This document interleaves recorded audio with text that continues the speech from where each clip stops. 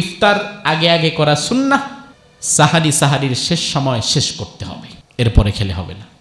তারাবি মানেই আল্লাহু আকবার, আলহামদুলিল্লাহি রাব্বিল আলামিন আররহমানির রহিম মালিকি ইয়াউমিদ্দিন ইয়াকা না'বুদু ওয়া ইয়াকা, মানে মুসল্লি মনে করে তুফান যাচ্ছে, শেষে খালি শুনে ওয়ালাজ্জাল্লিন, তখন মুসল্লি বোঝে বিপদ একটা বিদায় হয়েছে। আর পুরা রাকাতের মধ্যে ইয়ালামুন আর তা'লামুন ছাড়া কিচ্ছু বোঝা যায় না।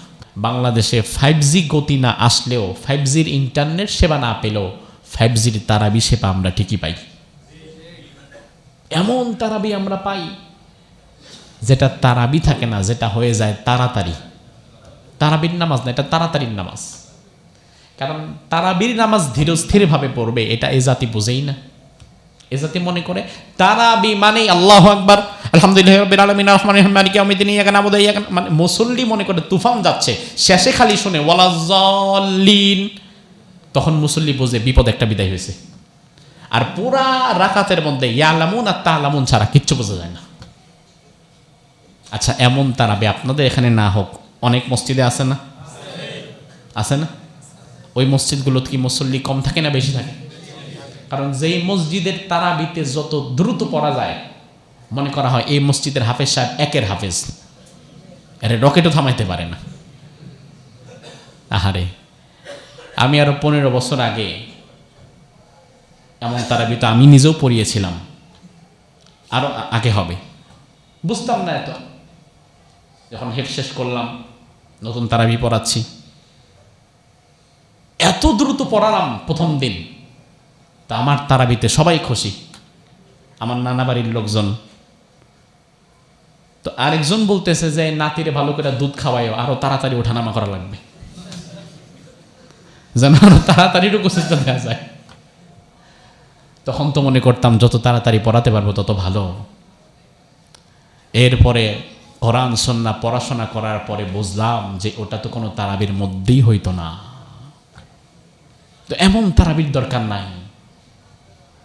যদি কখনো শরীর খারাপ থাকে, সময় কম থাকে, প্রয়োজনে কম পড়েন, কিন্তু যেটা পড়বেন এটা হক আদায় করে পড়েন। আমি তো গত রমাজানের শেষ দশক কাটালাম বাইতুল্লাহ, ঈদ তো করলাম সেখানে, মক্কাতুল মুকাররমায় থাকলাম, মদিনাতুল মুনাওয়ারায় থাকলাম। ওই তারাবি হচ্ছে প্রকৃত তারাবি, যেটা হক আদায় করে পড়া হয়। তো তারাবিটা পড়তে হবে সেভাবে। এরপরে ইফতার করবেন, সূর্য ডোবার সাথে সাথে ইফতার করতে হবে, এটা সুন্নাহ। আর লম্বা সময় অপেক্ষা করে ইফতার করা, এটা সুন্নাহ পরিপন্থী। ইফতারের সময় হয়ে গেছে, মুয়াজ্জিন সাহেব আজান দিতে 2 মিনিট দেরি করছে, আপনি ইফতার করে ফেলবেন। কারণ মুয়াজ্জিন যে আজান দিচ্ছে, মুয়াজ্জিন সাহেব নিজেও তো ইফতার কইরাই দিচ্ছে। মুয়াজ্জিন ইফতার একটু মুখে পানি নিয়ে দেয় না? সেটা ইফতারটা করেই আজানটা দিচ্ছে। তা আপনি আজানের জন্য অপেক্ষা করা দরকার নাই। আবার অনেকে শুধু আজান না, আজান শেষ হওয়া পর্যন্ত অপেক্ষা করে, এটা সুন্নাহ পরিপন্থী।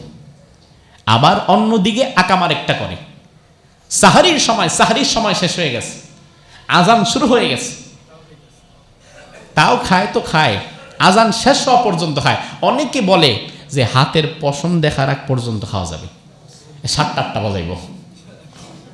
আর যে বেটা চোখে কম দেখে, এত মোটামুটি সারাদিনই খাওয়া, এর হাতের পশম কখনোই দেখা যায় না। এগুলো মূর্খতা, এই মূর্খতা পরিহার করেন। ইফতার আগে আগে করা সুন্নাহ, সাহারির শেষ সময় শেষ করতে হবে, এরপরে খেলে হবে না। আর ইফতার যখন করবেন, ইফতার মুখে নিতে হবে। সুন্নাহ পদ্ধতি হচ্ছে প্রথম মুখে নিতে হবে কি? এই জন্য সাভারের সব ব্যবসায়ী ভাইদের কাছে আবেদন হচ্ছে, খেজুরের দাম জন্মের মতো বাড়ায় দিবেন, যত পারেন বাড়ায় দিবেন। ও অলরেডি বেড়ে গেছে, যাক, তা ওয়াজ আরো আগে করা দরকার ছিল। তাদেরকে আমি মনে করাবো কি, এরা নির্বাচন যাক আর যাই হোক, ব্যবসায়ীদের মাথায় ঠিকই থাকে। যেটা সুন্নাহ, দেখেন রাসূল অন্য কোনো খাবারও তো বলতে পারতেন, কিন্তু একটা খেজুর দিয়ে রাসূল ইফতার করেছেন, এটা সুন্নাহ।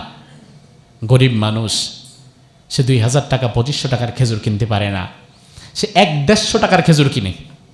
আমাদের সমাজে 150 টাকা কেজি খেজুর আছে না? ভিতরে বালু কিসকিস করে, আছে না? একটা সাথে লেগে গেছে। এই খেজুরগুলো মূলত আরব দেশের পশু খাদ্য আমি দেখেছি। এই খেজুরগুলোর মতো তারা পশুকে খাওয়ায়। আমরা গরিব মানুষ যারা ভালো মানের খেজুর পাই না, অন্তত এই কম দামি খেজুরগুলো কিনে বাসায় নিয়ে যেতে পারি। কিন্তু ওই জায়গাতে ওই 1-150 টাকার খেজুর আপনি 11 মাস কিনতে পারবেন 150 টাকা 200 টাকা কেজি। আর রমজান আসলে ওই 3rd ক্লাস পশু খাদ্য ভিতরে বালু কিসকিস করছে, ওইটারও 500 টাকা বানাই দিচ্ছে। মানুষ খাবে কি? আল্লাহর ওয়াস্তে এই সিন্ডিকেটগুলো বন্ধ করেন। খেজুর দ্রব্যমূল্য মানুষের জন্য সহজ করে দেন। রাসূল বলেন, তুমি যদি এক অপর ভাইকে ইফতারে সহযোগিতা করো, ইফতার করাও, তোমার রোজা কবুল হোক আর না হোক, আরেকটা কবুল রোজার সব আল্লাহ তোমার দিয়ে দিবেন। একজন সাহাবী বললেন, আমার কাছে তো আরেকজনকে ভরপেট ইফতার করার মতো ইফতার থাকে না। রাসূল বললেন, সমস্যা নাই, একটা খেজুরকে প্রয়োজনে 2 ভাগ করে 1 ভাগ তারে দিয়ে দিও, তবু আরেকজনকে ইফতার করাও। আল্লাহ সুবহানাহু ওয়া তাআলা যে কথাগুলো বললাম এর উপরে আমি সহ আমাদের সকলকে আমল করার তৌফিক দান করুক। আল্লাহ আমাদের ক্ষমা করুক, আল্লাহ আমাদের প্রতি রহম করুক।